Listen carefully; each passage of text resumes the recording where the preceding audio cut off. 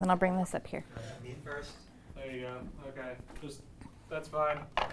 Testing. 1, 2. Cool. Is that good, Sean? Mic check. Okay. Wow. Yeah, that's pretty loud. Wow. Yeah. Do you want me to turn it down? Mic check. Steve, you're my favorite. Yeah, you can probably bring the rest of the. I'm trying to find it. Is it participants? Do we have the thingies for this? Can we close the middle one? No. If I scoot over at all, it's just going to blind me. Just the middle one? Yeah. Oh, wait, that's the skylight. Video thumbnails are minimized to touch full screen screen share. You know how to override that? Fancy. It's not, it auto minimizes the video. You know how to override that? I need that in my That's what house. it's saying. It says it auto minimizes them and it doesn't show up if I click participants to see them. You had it up a minute ago. Right, but because it's a full screen with the video, for some reason it's not letting me do it. Do what? Just share. Maybe try sharing just the presentation. I tried that first. It did the same thing. I mean, that's fine. It's Nah, just I don't very weird remember. that it's doing that. But I'm good. Do you know what? Teams would be doing this. Let me know when you're ready. There it is.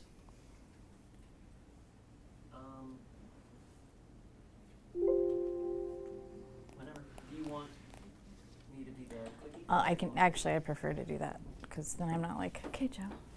Thank you. Give it a test. Make sure it goes. Yeah, we're good. Sean, Thank you're you. good? I'm good. Thank you so much. We're live. We're live. All right, guys. I'm Krista. I'm the resident expert in optics, I guess, sort of. Today's course is ABO in your training. That's what it's called. For those watching, this is not an ABO credit. This is just an intro to optics. But in our training, for new employee training, it's considered ABO training. So, some of you know me that have been here a while, some of you don't. I like to joke around. This is a very boring subject, but for me, I totally geek out. So I will try to keep it lively. Finn's not here to groan and complain. She's a dog. Last time I did this presentation, she was like, ugh, the whole time. So it kept it really fun. But feel free to ask questions. Feel free to talk. This is not me talking at you. I want it to be a dialogue. So first we're gonna take a jump back to high school science class and watch a video about the human eye. Vision is the dominant sense for most people with sight. The organ of sight is the eye. Think of it as a slightly irregular, hollow sphere that takes in light and translates it into images. If we enlarge the eye and look inside it, we can discover how that's done. Inside the eye are various structures working together to create an image the brain can understand.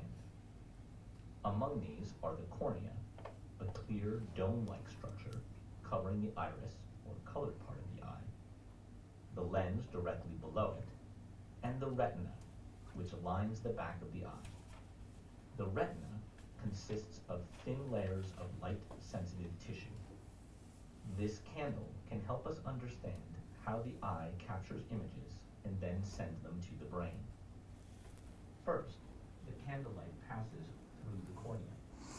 As it does, it's bent or refracted onto the lens. As the light passes through the lens, it's bent a second time. Finally, it arrives at the retina where an image is formed. This double bending, though, has reversed the image and turned it upside down. If that was the end of the story, the world would always appear upside down. Fortunately, the image is turned right side up in the brain. Before that can happen, the image needs to travel as impulses along the optic nerve and enter the brain's occipital lobe. When the image forms there, it regains its proper perspective. Now let's consider two common conditions that cause blurry vision. The eye's shape is important for keeping things in focus. With normal vision, light focuses precisely on the retina at a location called the focal point. But what happens if the eye is longer than normal? The longer the eye, the more distance there is between the lens and the retina. But the cornea and lens still bend light the same way. That means the focal point will be somewhere in front of the retina rather than on it. This makes it difficult to see things that are far away. A person with a long eye is said to be nearsighted. Glasses with concave lenses can correct nearsightedness. The lens widens the plane of light coming through the cornea. That pushes the focal point back onto the retina. Farsightedness is just the opposite. The eye's length is too short. When that happens, the focal point is behind the retina, so it's difficult to see things that are up close. Glasses with convex lenses narrow the plane of light. Narrowing the light passing through the cornea moves the focal point back onto the retina and can correct farsightedness. It's horrible music. So that was just kind of an overview of everything we're going to talk about today. We're going to do a deep dive into all this. So I didn't expect you to retain any of that because it's very boring. So first of all, does anybody know what ABO stands for? And one other quick thing before we jump into that. In your binders, you do have a study guide. I would suggest you use it because everything that's highlighted on the presentation is going to be on your test. Okay? So anyway, back to ABO. Does anybody know what ABO stands for? Any guesses? Close. Any other guesses? The first two are right. Opticianry. So optometrist is a doctor. Opticians are the folks that work in the dispensary that help you pick out your frames and lenses and educate you on what you're purchasing. They also can help with making decisions based on your prescription, lens types, coatings, all those things. So in some states, they require you to be ABO certified as an optician, a licensed optician. In some states, they don't. Oregon is a no license state. You don't have to be licensed. But typically, the ones that are licensed get a higher salary. They have the more lead type positions in an eye care office. So this is an important term to know. Refraction. It means the bending of light. And I put the glass on here because if you see, have anybody done this science experiment at home where you put the straw in a glass and see how it bends? That's refracting that image. So it's changing the way we see that image. That's refraction. And think about the glass. This is how I work, by the way. I help you try to remember in a way that's palatable. The way I remember refraction. Yesterday. Sorry? Nick did the glass. Oh, good. Perfect. Okay. So the way I remember what refraction is it's in a glass of refreshing water. Refraction, refreshing, right? Similar. So that's how I help you guys remember, is just to give you teasers to kind of make something click in your brain. I know it's corny sometimes. I'm sorry. Can't help it. So next we're going to go through the anatomy of the eye. We're going to talk about 5 things. We're going to start from the bottom. We're going to go from the retina to the lens, cornea, pupil, and iris. And I have this really cool eyeball display here. You guys on Zoom can't see that. So we're going to take this guy apart so you can see the inner workings of the eye. So first, the retina. The retina is basically a layer of cells on the back of the eye that take the image that your eye sees and transmits it to your brain. The retina is a layer of cells. I think of it like a movie screen. So something's being imprinted on it, a movie's coming through your eye, being projected on it, that's the movie screen. And it's taking that information and putting it to the optic nerve, which feeds it to your brain. Next, we have the lens. Just like an eyeglass lens, that's what you have in your eye. Well, not just like, it's not hard. It's actually very flexible. And it flexes and gives depending on what distance you're looking at. So we'll get into this later, but the lens in the eye is controlled by the muscles around it. So as we age, sometimes just like our muscles in our body, they get a little brittle, a little weak. You can't see up close anymore. We're going to get into that in a moment as well. Next, the pupil. The pupil is created by an opening in the iris. It's actually not a black hole in your eye. It's actually the iris contracting and expanding that gives you the black pupil, the hole that looks in your eye. So it's not, you don't have a black hole. And the iris, this is highlighted. So this is on your test. Make sure you write this down. The iris is the colored area under the cornea that opens and closes to regulate the amount of light entering your eye.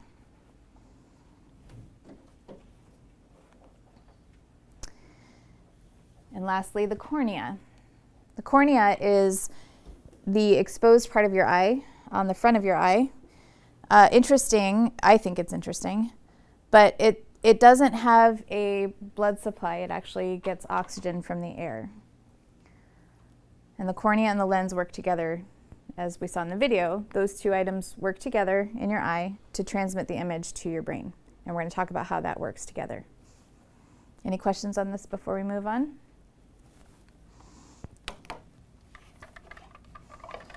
Question. Yep. Why do our corneas get damaged when we're sleeping at night? Oh, Lord. Sleep with your eyes open. Yeah, there's a lot of different things that can come into play with that. So one could be sleeping with your eyes open. I do that. It's a problem. It causes severe dry eyes. Not open, but like slightly opened. If I'm having very active dreams, my eyes are moving all over the place. Also, misshapen eye shapes, which we're going to talk about that in a moment as well. People that have certain eye conditions will cause retinal damage or cornea damage as well. So it just kind of depends on a variety of things. So it could be a number of things. You could have got something in your eye and rubbed it and not known it. I'm sorry, I was asking if the cornea gets oxygen from the air, then when we're sleeping and our eyes are closed for extended periods of time, why don't the cells get damaged? I don't know. That was the question, sorry. That's a good question. Yeah, I'm not sure how that works. I'm not an eye doctor. I'm an optician. Good question. Very good question. So, pull out all my stuff here real quick, sorry.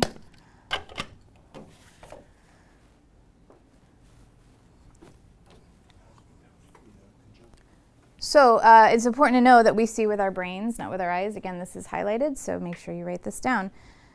Because the image transmits from our eye to the retina transmits that image to the optic nerve, which flips the image right side up as it travels to the back of our head. So when people get in car accidents or they hit their head too hard, those sort of things you've heard about people going blind if they get hit in the head too hard, it's usually the back, it's always the back of the head, because that's where our sense of sight is transmitted to. Is there a condition where someone can get that, like get hit in the back of the head and then see things upside down because of that? Ghost Wonder is the same thing. That's interesting. I haven't heard of that. I've heard of loss of vision, but not transposing an image. I'm not sure. You do get. I think you can see Tweety birds. Tweety birds, yes. Tweety birds. That's definitely what you see, Marcus. All right. So now we're going to talk about eye conditions. Again, when we're talking about the retina, you hear about retinal detachments, those sort of things. Those happen when you have a misshapen eye. So first we're going to talk about emetropia. Emetropia is the term that refers to perfect vision. The way I can help you remember this, there's a couple things. Stacy, you guys have all met Stacy Greer, right? Yeah, everybody knows Stacy. She had a perfect babysitter, and her name was Emmy. And so that refers to a perfect person. Perfect eye is Emmy. Or you could just throw some little bit of gangster in and be like, Emma have perfect vision. Emma have perfect vision, right? So there's certain things that can help you remember, tricks that you can play in your brain to help you remember what these terms mean. So emetropia, remember that's perfect vision. The other side of that, notice the shape differences in the eyes. Let me go back here real quick. See how it's a perfect sphere? That means that the eye is not misshapen. It's perfect. Okay, it's perfectly round. So the image, as it passes through the lens and the retina, the cornea, it's going to hit the focal point on the perfect spot. Okay.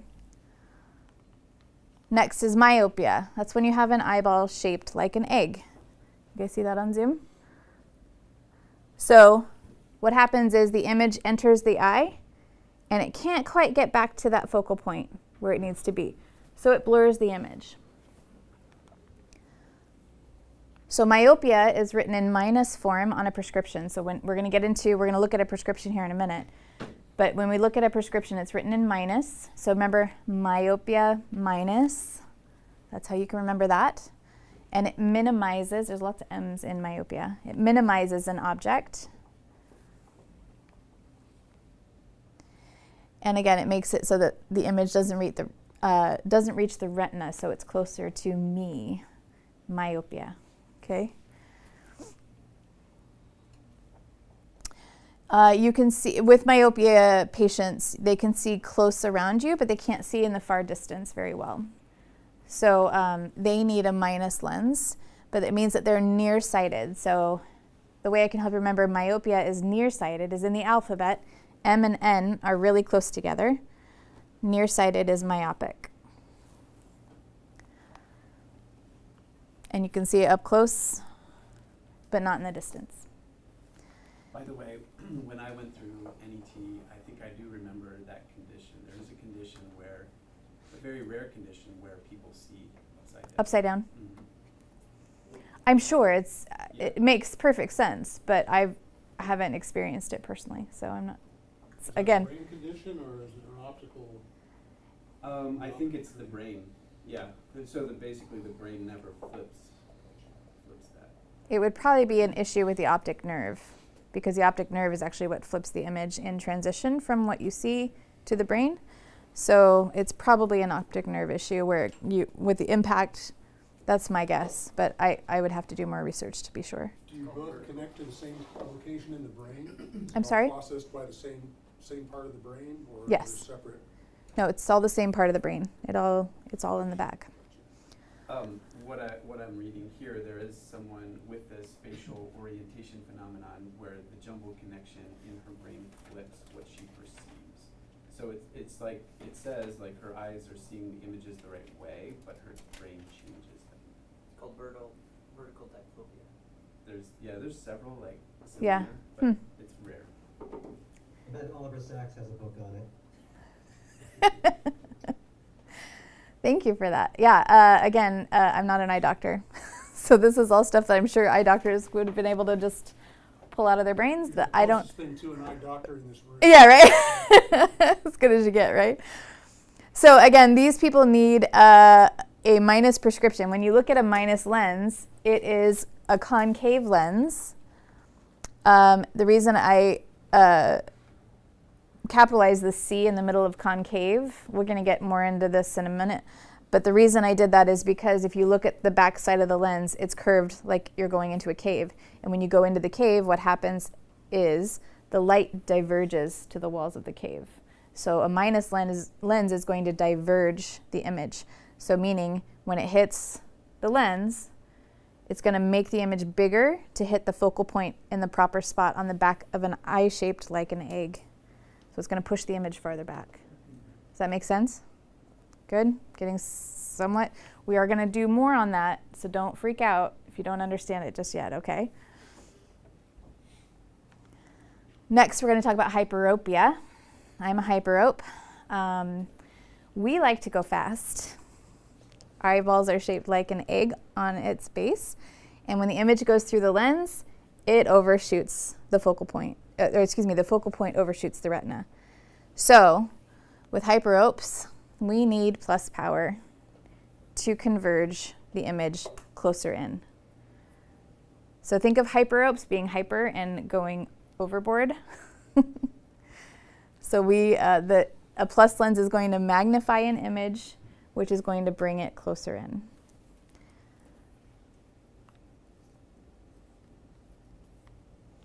We'll wait for you guys to be able to write all this stuff down. So hyperopes can see up close, but they can't see far away. And that makes them farsighted. So again, going back to our alphabet reference to help you remember that, if you are looking at the alphabet, hyperope and farsighted are close together in the alphabet. So that's how you can remember those two are related. Any questions before we move on? Need me to stay here a minute? Are you going to talk about some people are near and farsighted? We are going to talk. We are going to briefly talk about it. We're going to talk about it more in the terms of presbyopia, which is when you age. We're going to get into that a little bit. I was one of those people, so I do usually end up talking about that. Okay. Yeah. So hyperopes need a plus lens, which is fat in the middle, skinny on the edge. So the reason I made a V in the middle of convex is because that's actually the shape of the lens edge. It's skinny on the edge and fat in the middle. And it's shaped like, I said that, yeah. But it's going to bring the image closer in. It's closer in. So X marks the spot. I don't know. So concave lenses, remember we're walking into the cave, it's going to diverge the lens to the cave walls. With a convex lens, it's pulling it back in. Okay? So think about your X marks the spot. Another quick video. I don't remember which one this one is. Oh, convex versus concave. Enjoy.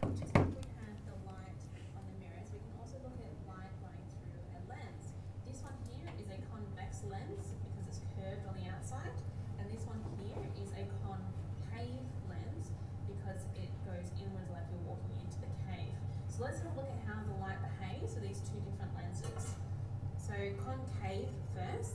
So as the light passes through and it's refracted, so bent, so bending of light, we can see that it actually makes the light disperse. So this is a concave lens. It causes the light to disperse outward. If we're looking at the convex lens, it actually brings our light to a focal point. So here we will call this the focus, and we can see that the light is brought into a focal point. So, does that make sense now that you see that video of how the concave lens diverges the light, convex converges the light? We good with that? Any questions? Okay. Look at that, my job is done. So as we look at curvatures of a lens surface, the relationship between the front and back curvatures on a lens will determine refractive power. Again, this is highlighted, so this is important. Make sure you take it down in your study guide. So again, concave lens is going to diverge the light. Convex converges light.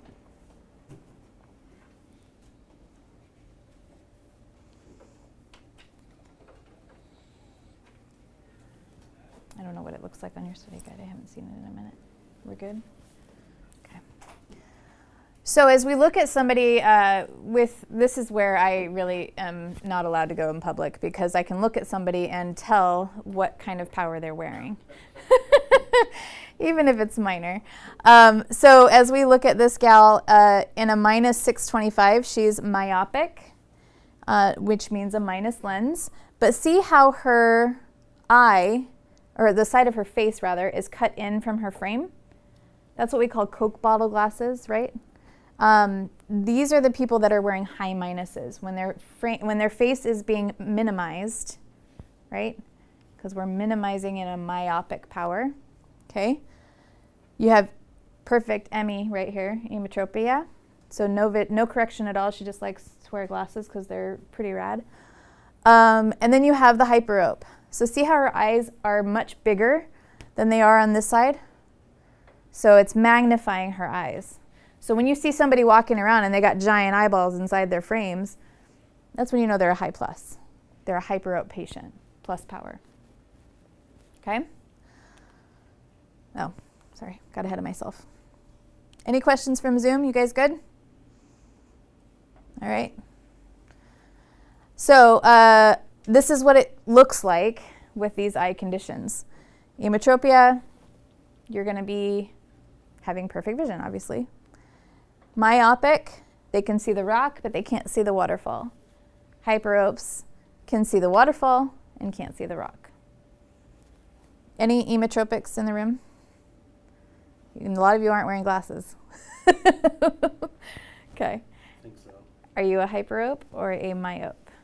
Oh, I don't know. Do you know what your numbers are in your glasses? No. Okay. Anybody I wear? got the sheet and I forgot about it. That's all good. Anybody wear contacts? Do you know what your numbers are? Plus or minus? Minus. You're minus? Yeah, minus that. Okay. So this kind of gives us a perspective of what our friends and coworkers see when they're not wearing their glasses or contacts. So next, we're going to be talking about another eye condition called presbyopia. This used to be a dirty word, and then I hit presbyopic age. So presbyopia refers to somebody that's over the age of 40 and needs correction at the near distance. So when I was young, I would always, I worked in a practice that saw geriatric patients, and this was a common condition that I dealt with daily basis. If you live long enough, you're going to get presbyopia. And these are the people that, when you see them at restaurants and they're holding their menus out here, it's because they can't see up close anymore, so they need it farther and farther away. The way I can help you remember presbyopia, the term presbyopia, is think about bifocals. Presbyopia needs bifocals. I have another one, but it's offensive, so I'm not going to say it. And when we're looking at the prescription for a presbyopic patient, you'll see it written as an add power. And what that means is we're putting prescription at the bottom of the lens to help them when their eyes converge and they look down at something, they can now read up close instead of having to hold it way out here. Okay, so the add power is what gives them basically the bifocal power in the bottom of the lens.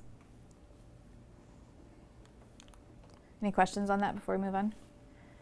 What's the prescription written in? That was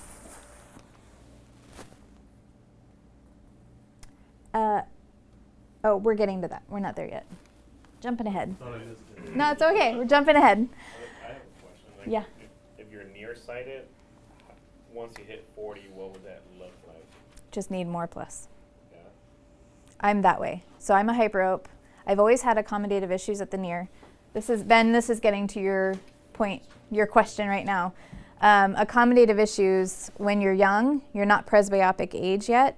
So what presbyopia basically means is that your muscles around your lens are weakening and they're getting brittle and they're not able to flex the lens like it used to. Just like we can't, flex like we used to, right? So when you're young, I've been in a bifocal since I was in 5th grade because I couldn't see up close, and I have a little bit of hyperope, but I'm also astigmatic. So I have all these weird things with my eyes. So I've always needed an add power. But since my distance, now I'm about a +1 in the distance, and I need a 125. No, it just went up. I'm at 175. So what we do is when you go to read, if I were to buy a reader over the counter, in other words, my distance power and my near power, I would add those two powers together. We're going to get to that in a moment. And that would be my reading correction. So I would be a 375, plus 375 for my near, because you're adding those two numbers together. We're going to get to that when we look at the prescription, and I'll explain that in greater detail. But yeah, it's basically you just add more plus power, because the add power is always in plus form. I don't think I've ever seen a minus form or a minus add power in a presbyopic patient, because they need help there. All right, so next we're going to talk about astigmatism. First of all, are there any car people in the room? Any gearheads like me? 1, 2, 3, sort of? Okay. Have you guys seen the show Top Gear? Which one? Top Gear? Yeah, which one, right? Which episode? So first we're going to talk about astigmatism, then we're going to talk about cars a little bit. So we're going to get into that.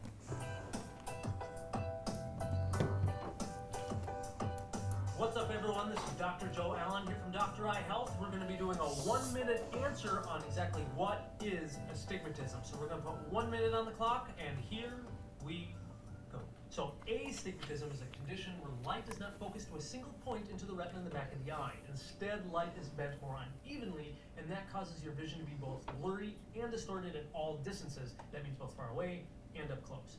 Most frequently, we see astigmatism formed by the curvature to the front surface of the eye called the cornea. Most people's corneas are not perfectly round like in this picture here. Instead, they're more curved, as if you were bending the cornea from two sides, kind of like in this image here.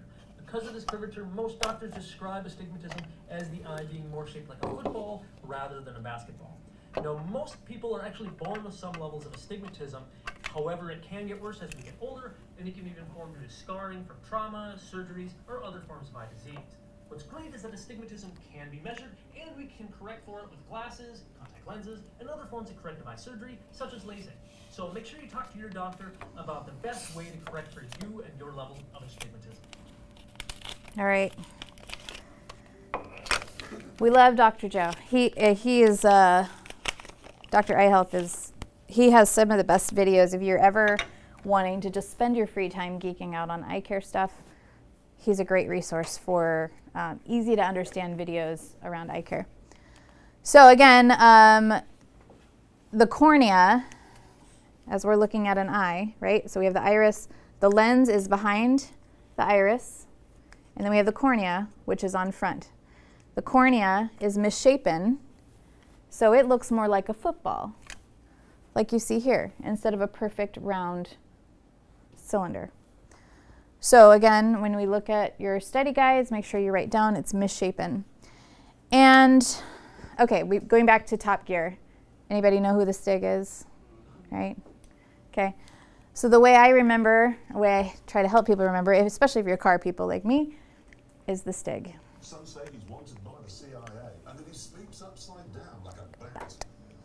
All we know is he's called the Stig. Best show of all time. So it's aerodynamic like the Stig. I know it's corny, right? It's corny, it's cheesy, but it's going to help you remember. Astigmatism means that it's misshapen. It's more aerodynamic because it's shaped like a football. It's cornea. It's cornea, right? Okay. Any questions on astigmatism before we move on? Let me show you, actually, I do have some lens samples to show you in just a moment. So basically what happens is as the image goes through the lens, or excuse me, through the cornea and the lens, it's putting the image in two different focal points on the back of the eye. Anybody ever look at the moon and see it kind of side by side? See weird halos? If you're not, you may not have an astigmatism, but if you do, yeah. So you wear toric contacts. My astigmatism, instead of the cross style, it's an X, so it's really messed up. Okay. Yeah, so that's probably why you're in contacts. So glasses or contacts can correct an astigmatism. Basically what they do, I can't remember if I did. So this is what it looks like to look through for somebody that has an astigmatism. We can see there's a tree there, we can see all these things, but we can't see the fine details, the leaves, the etching in the wood, the gazebo. We can't see those fine details. And it's near and far. Yeah, it doesn't matter the distance. Okay? Before we go there. So what they do, I'm going to pass these around. This is a cylinder lens. This is just for correcting the lens of your eye. Okay, so this is a perfect sphere. You can see how it doesn't change my face as you're looking at me, right? My face pretty much stays the same shape. You guys, I'll show you over here. Doesn't change my face shape, right? There's for the camera. But as we have an astigmatic correction, this is a -4 and a -2. So you can see how it goes kind of wobbly? Kind of reminds me of when you're at the carnival and you go in front of that mirror that's weird shaped. You see how my face changes? So what happens is they put the curvature on the back of the lens to match the curvature of your cornea. I'll pass these two around, and you can see the difference between the two. So what we're doing is we're trying to basically offset the misshapen cornea. Okay, that's what an astigmatism is doing, what a correction for an astigmatism is doing. Any questions on that? I want you guys to all stand up.